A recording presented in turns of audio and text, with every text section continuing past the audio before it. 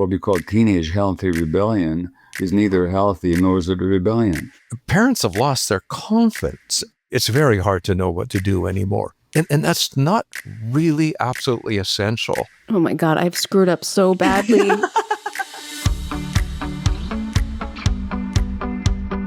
Episode 220, How to Stay Connected When Teens Pull Away. You know, Lisa, one thing I've heard you say over and over and over again is how much relationships really matter, especially the relationship with your child. I know we've heard from so many parents over the years who say that their kids start to withdraw during the teenage years. And what I love about our next two guests is they have this incredible explanation that I had never heard of before I read their book about why kids withdraw. It's true. This is, if I think about what do parents struggle with, especially in adolescence, it's the wish to stay connected to their kids. And I am just absolutely thrilled that we have two giants in the field with us today who have brought across work that really shares what we understand from the academic and the clinical side in all of its richness in a way that is entirely translated for broad audiences, but doesn't dumb it down. And that is hard to do, and they do that work beautifully. Well, the book we're talking about is called Hold On to Your Kids. It's a parenting classic by Dr. Gordon Neufeld and Dr. Gabor Maté. It's recently been re-released with a new look at the rising youth mental health challenges and how digital life is deepening peer influence. Thank you so much for joining us. Pleased to be here. We're just delighted to have you. We talk so often on the podcast about how strong relationships with caring adults are the single most powerful force for mental health in young people. Can you unpack how this book addresses that idea and what this connection really looks like in everyday life? There were so many more words than I had that were able to get into the book. But in a nutshell, we've been after this idea of independence. And it turns out that we as humans have relational needs. And relational needs, by definition, are where we depend on others. And the drive for togetherness is the most significant, preeminent drive of all. It's true for all mammals, and it's especially true for humans in very many ways. This never goes away. It's there from the cradle to the grave. It's always there. So this idea that adolescents somehow didn't need us, or somehow they were to get these needs met with each other, that they belong to each other, rather than they belong to those who were responsible for them. This is so errant, it's so wrong, it's so contrary to everything we know, to all the literature, to all the science. Parents have lost their confidence in believing they are still their best bet for their adolescence. And yes, what this book is about is that attachment is a delivery system of care, but it requires an umbilical cord. If the adolescent isn't attached to the parent anymore, that parent can love them with all their heart. That parent can care, but it's not getting through. And when peers matter, peer groups matter, those who aren't responsible for the child, the care doesn't get through. This is dreadful for the adolescents. It's dreadful for the parents because they're still there loving their child, but think they're no longer in the game. And they think their adolescents are independent of them now because they're not depending upon them. Well, they've just transferred their dependence to others that can't really take care of them. This book is really about restoring that understanding that our adolescents still need us. In fact, they need us more than ever in this world.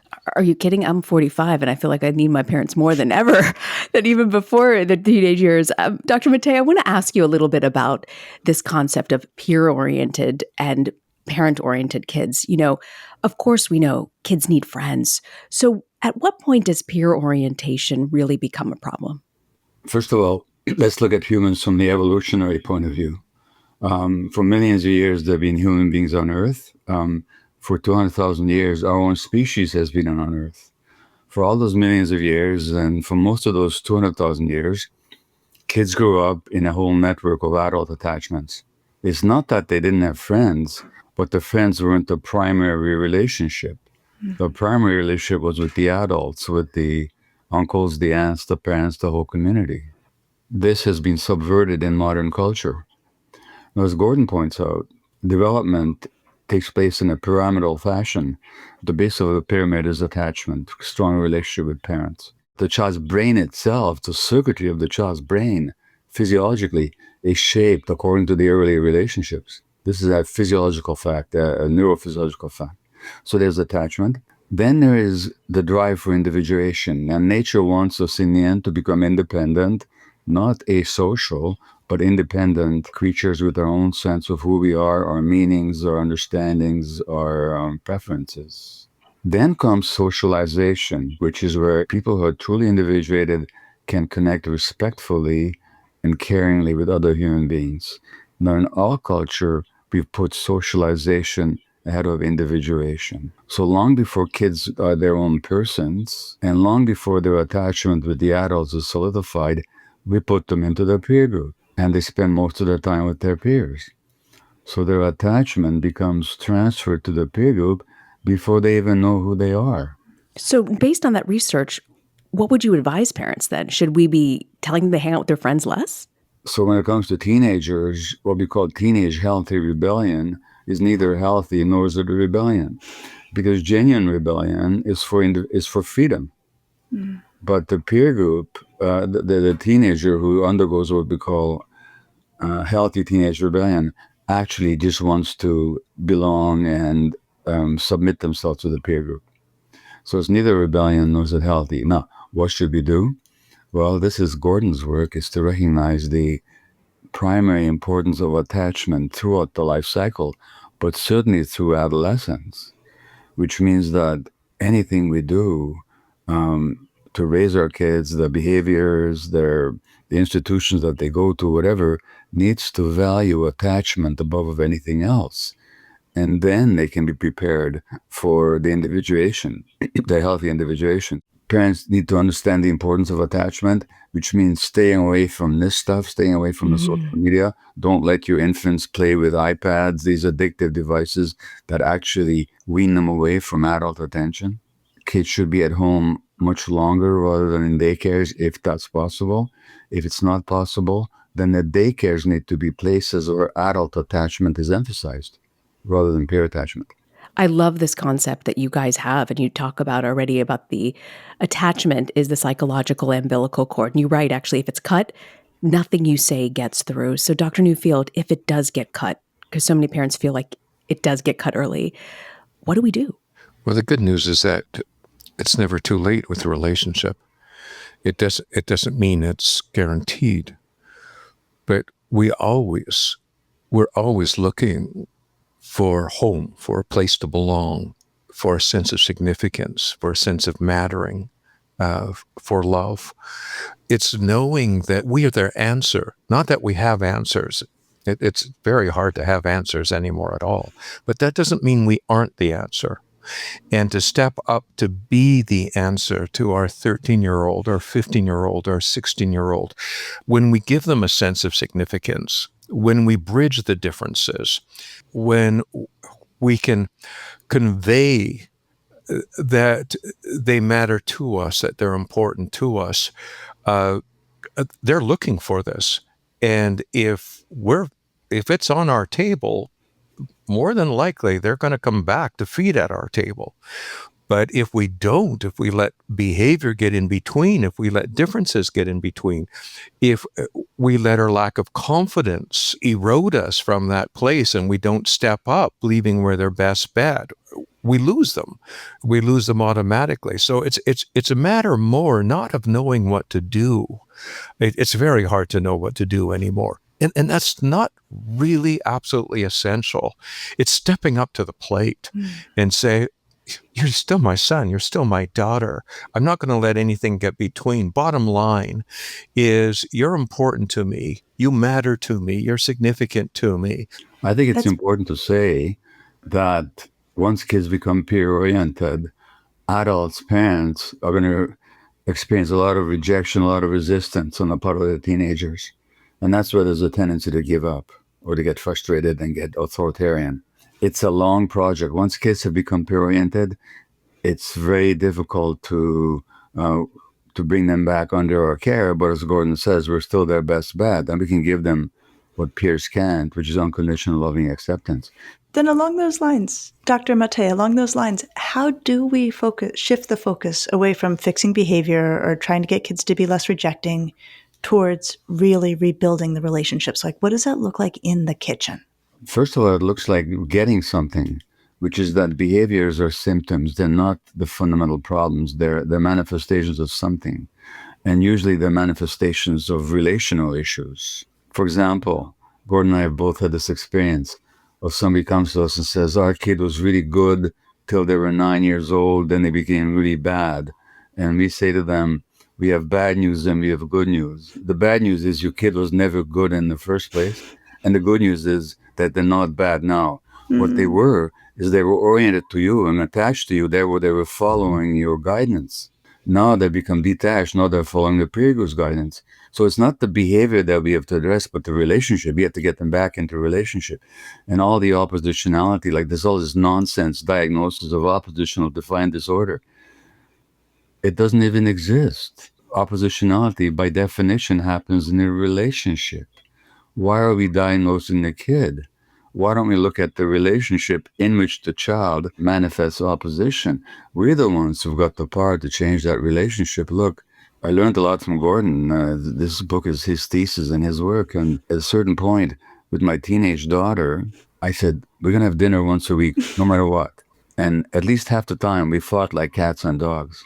But next week, we're going to have dinner again. In other words, we have to make ourselves available no matter what and not respond to the behaviors which are just symptomatic. There's another way the kitchen is involved, Lisa, since you brought up the kitchen. I have a 21 and 14-year-old. Everything goes down in the kitchen. Yes, it does. But it also goes down into that food is a fundamental way of caring. Not just food, but feeding. And it can start there in being able to remember again what your child loves, what they like, what is important to them. Make that. Demonstrate, find a way of actually demonstrating that you care instead of reacting. Warm the food up with love, or prepare it together, and certainly eat it together, because it really does begin there. That mealtime should be a time of collecting the eyes, the smiles, the nods, a time that you do the most fundamental thing of all, of establish this connection around caring, about giving and receiving and giving. Not in front of the TV set either. Yeah. No, but I always am saying to families, you need to meet them more than halfway. That this is our job. This is where we find ourselves. So Dr. Neufeld, one of the chapters I really enjoyed especially was around disciplining kids. And you talk about good attachment as a key disciplinary strategy. Can you walk us through that? Well, it is in every which way. We feel like being good for those that we're attached to. So the bottom line is when the attachment is there, we'll feel a lot more like being good. And that's 80-90% of the battle. The other thing is very directly, even though as couples we may be very attached to each other, you have to engage those attachment instincts. We have better manners with our friends, attachment manners. We get their eyes, we get smiles, we get nods. And when they're nodding, we say, can I ask you for a favor? Whereas with our kids, we say, set the table, put away your shoes, get your room clean. And we do this cold. We would never work our friends cold, never. And yet we parent cold. We do this with parents even more so. First of all, make sure that you do your relational work so that they experience the invitation to exist in your presence, that really gets through. Secondly, make sure you do that before you say pass the salt. Get the eyes, get the smiles, get the twinkle back in your eye. Give them a sense that, this isn't only about getting you to do stuff. This is in a context of a loving relationship. Oh my God, I've screwed up so badly. This is so bad. They're finally paying attention to me. I'm like, hey, did you take out the trash? Did you? Because it's the end of my day and I need all these things done and I don't have time for attachment parenting because I need to get stuff done. And you're telling me I've just ruined my relationship. But actually, we all screw up. Actually, you spend much of that time if you practice attachment parenting. And as Gordon says, It's not a question of a whole lot of effort. It's a question of a smile. It's a question of an attitude. It's a question of softness of tone. It's a question of welcoming. Gordon says, I love his phrase of his. He says, collect them before you direct them. I love that. I love that. And collecting doesn't take a long time. No. And that's the first one. Second point is, as to discipline, in this continent, we confuse discipline with punishment. Like, I'm going to discipline you. But discipline has nothing to do with punishment necessarily. What is a disciple? It's a follower. Somebody who follows you. Now, Jesus, to name one example, had disciples not because he threatened them and punished them, but because they loved him and trusted him. True. Discipline is really a way of being aligned with certain principles. And if the relationship works, your kids will be your disciples. That doesn't mean they'll agree with you on everything, but there won't be this malignant, toxic resistance. So when you talk about the parent-oriented model, how does that compare to what people talk about helicopter parenting? Can I address that one quickly? Okay. Go for it. Sure. Lay it on us. We both want to. Yeah. We want you to answer this. Helicopter parenting has nothing to do with the needs of the child. It has to do with the anxiety of the parent. Ooh. They need to hover over the kid to make sure the kid has a life trajectory that the parent envisions for them that has nothing to do with the child's needs and personality and predilections.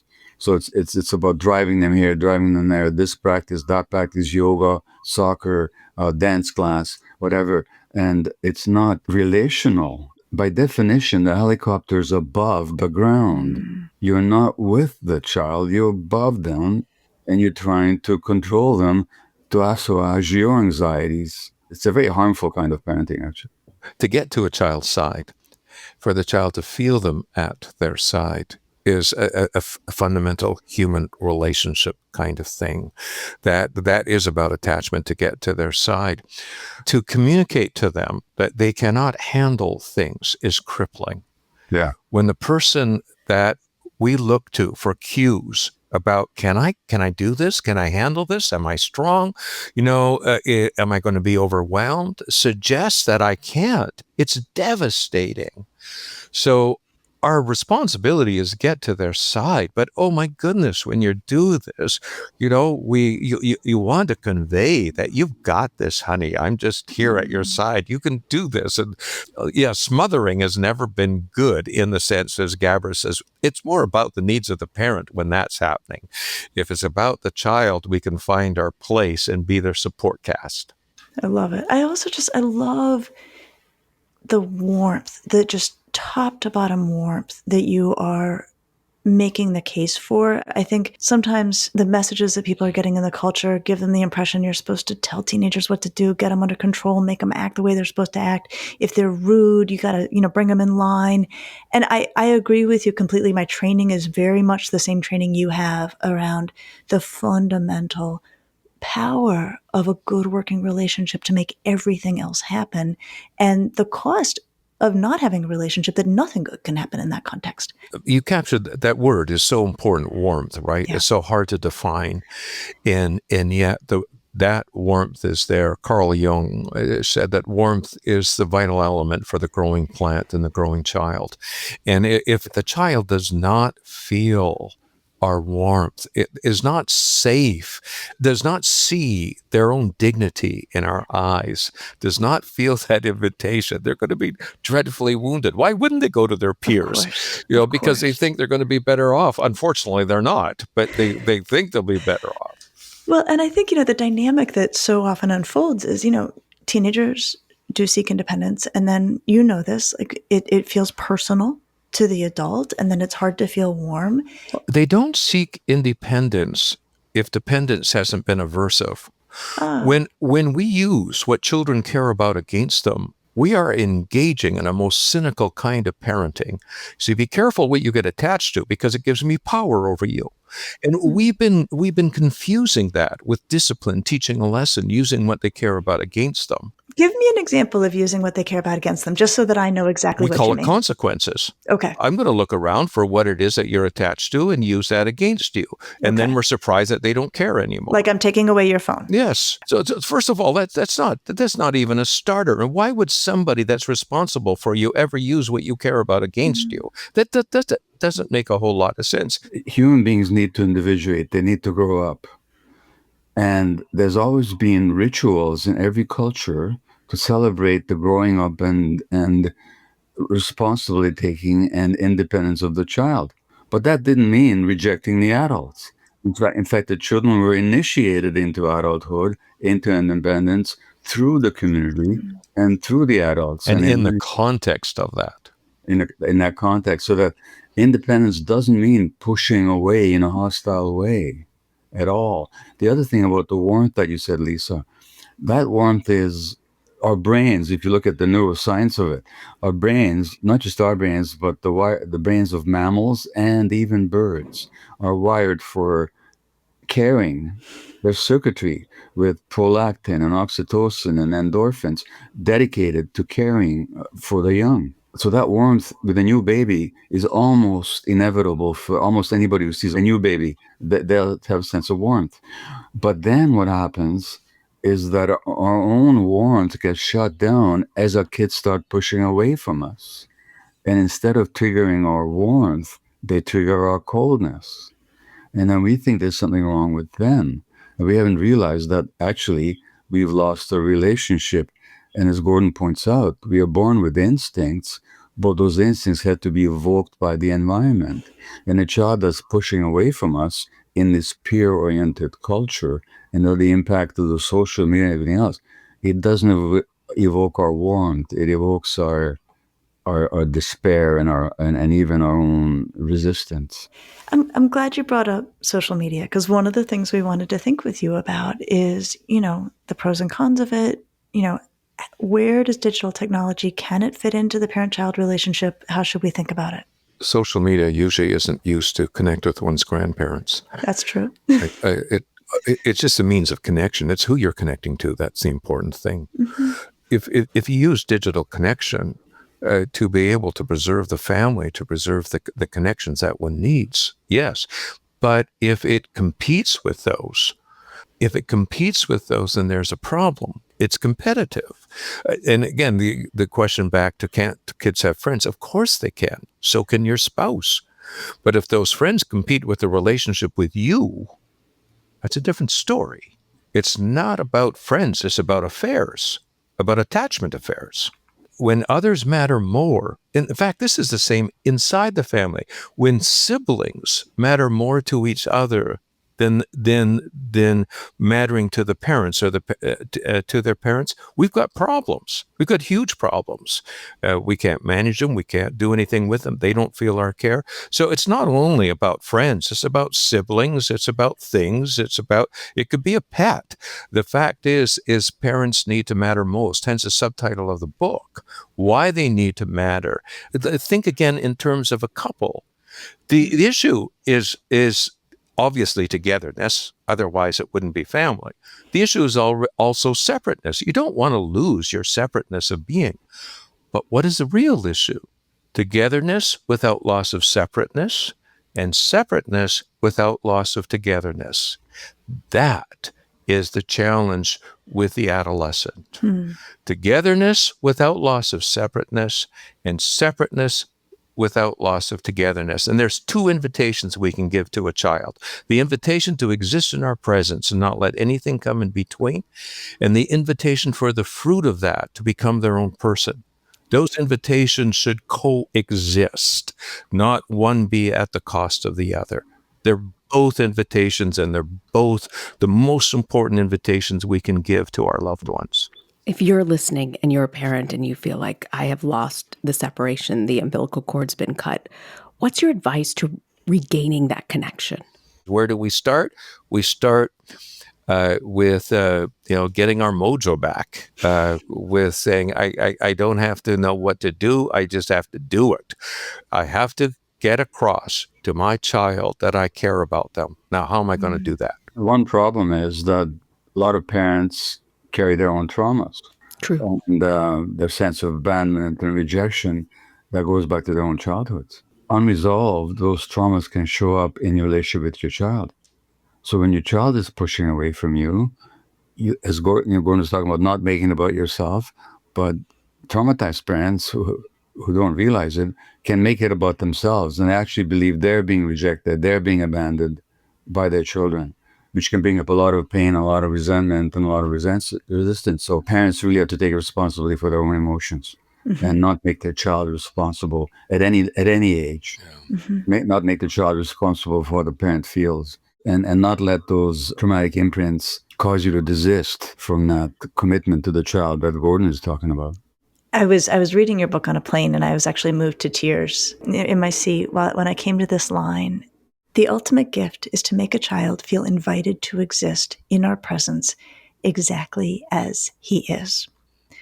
Could each of you give us your take on what that looks like? What is a concrete example of how we make that happen in our homes? Well, it's communicated most beautifully when there's something that's come in between, when there's differences, when there's violated values, when there's disappointments, and so on. It's, in a sense, the story of the parable of the prodigal son, if you remember it. When the son has violated all the values of the father, it's in that context that the father says, I love you. Mm-hmm. None of that is going to come in between, and reaches out to close the gap. And it's those moments that really get through. I remember once with I was really frustrated with my youngest son. He was 6. And when I realized my voice, which, my goodness, my voice can hit. He told me once, Daddy, stop hitting me. And I said, I don't hit you. And he said, you just hit me right again with your words. And I can hit hard with my words. And in this case, I got back to my senses, and I said that, I'm sorry, this frustration was not about you, but you got hit by my frustration. And his response was, it's okay, Daddy. I can remember now that you love me even when you're mad at me. Mm-hmm. But there has to be some indications that you've been able to communicate that and bridge that. And so part of the responsibility for a parent is to look what needs to be bridged.